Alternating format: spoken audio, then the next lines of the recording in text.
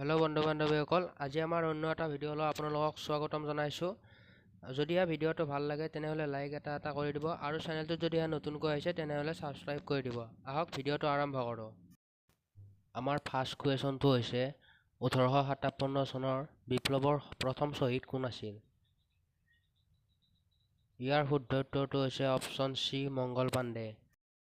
আমাৰ নেক্সট কুৱেশ্যনটো হৈছে অসমৰ ইতিহাসত বিখ্যাত ভৰালীৰ যুদ্ধ কোন চনত সংঘটিত হৈছিল? ইয়াৰ শুদ্ধ উত্তৰটো হৈছে অপশ্যন বি 1638 চনত। নেক্সট কুৱেশ্যনটো হৈছে ৰাজ্যসভাত অধ্যক্ষতা কোনে কৰে? ইয়াৰ শুদ্ধ উত্তৰটো হৈছে অপশ্যন বি উপ-ৰাষ্ট্ৰপতিয়ে। আমাৰ নেক্সট কুৱেশ্যন হৈছে গোমধৰ কোঁৱৰে কেতিয়া বিদ্ৰোহ কৰিছিল? ইয়াৰ শুদ্ধ উত্তৰটো হৈছে অপশ্যন ডি 1828 খ্ৰীষ্টাব্দত।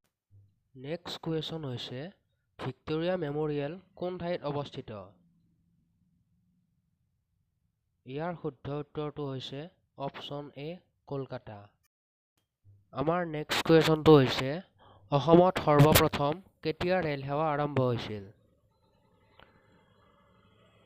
ইয়াৰ শুদ্ধ উত্তৰটো হৈছে অপশ্যন ডি 1888 চনত। আমাৰ নেক্সট কুৱেশ্যনটো হৈছে অসমৰ কোন ঠাইত জুইশলা কাৰখানা আছে? ইয়াৰ শুদ্ধ উত্তৰটো হৈছে অপশ্যন এ ধুবুৰীত। আমাৰ নেক্সট কুৱেশ্যনটো হৈছে ভাৰতৰ ক'ত প্ৰথম কপাহী কল প্ৰতিষ্ঠা হৈছিল? ইয়াৰ শুদ্ধ উত্তৰটো হৈছে অপশ্যন বি কলকাতা। আমাৰ নেক্সট কুৱেশ্যনটো হৈছে অসমৰ প্ৰথম কয়লা খনি থকা ৰাজ্যখন কি?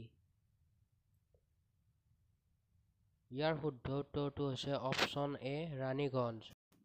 আমাৰ নেক্সট কুৱেশ্যনটো হৈছে অসমৰ কোনখন জিলাত অনুসূচিত জাতিৰ সংখ্যা বেছি?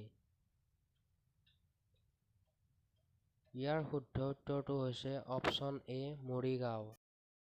হেল্ল' বন্ধু বান্ধৱীসকল, আজিৰ ভিডিঅ'টোত এইখিনিয়ে আছিল। যদি ভিডিঅ'টো চাই ভাল পালে তেনেহ'লে লাইক এটা কৰি দিব আৰু চেনেলটোত যদি নতুনকৈ আহিছে তেনেহ'লে চেনেলটো ছাবস্ক্ৰাইব কৰি দিব। ধন্যবাদ।